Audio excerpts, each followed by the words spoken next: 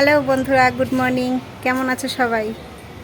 এই দেখো একটা জিনিস দেখাবো তোমাদেরকে আজকে আমি। দেখো কত সুন্দর ফুল ফুটেছে, একই গাছে দু রকম ফুল দেখতে পাচ্ছ, একটা সাদা আর একটা হলুদ। সাদার সঙ্গে আবার লালটাও হয়। ফুল কিন্তু গাছেই মানায়, যাই বলো, কিন্তু তবুও তুলতে হয়, পুজো করার জন্য ফুল তো লাগবেই। ফুল ছাড়া তো আর পুজো হবে না, তাই না? দেখো কি সুন্দর লাগছে, সত্যি অসাধারণ।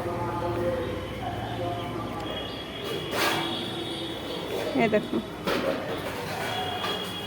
এই দেখো একই ডালে দু রকম ফুল, একটা সাদা আর একটা কেমন একটা হলুদ হলুদ কালার, দেখতে পাচ্ছ? এই দেখো, ওই দেখো ওপরে আর একটা আছে। সত্যিই খুব সুন্দর।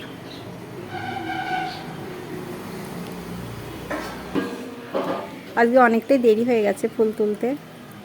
অন্যান্য দিন 6টা 7টা নাগাদ তোলা হয়, আজকে অনেকটাই কাজ ছিল। দেখো সব কাচা ধোয়া করে সকাল থেকে স্নান করে তারপরে এসে ফুল তুলতে। এক ডাল থেকে দেখো এক সাজি ফুল হয়ে গেছে, আর অন্যগুলো তো তুলেই নেই, এখনও রয়েছে। ওই দেখো, ওই দেখো এই নিচের ডাল থেকে যেটুকু হয়েছে এক সাজি হয়ে গেছে। অনেক ফুল ফোটে গো গাছটাতে।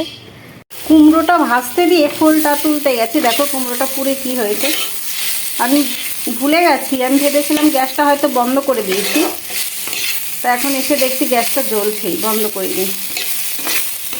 কি ভুলো মন আমার।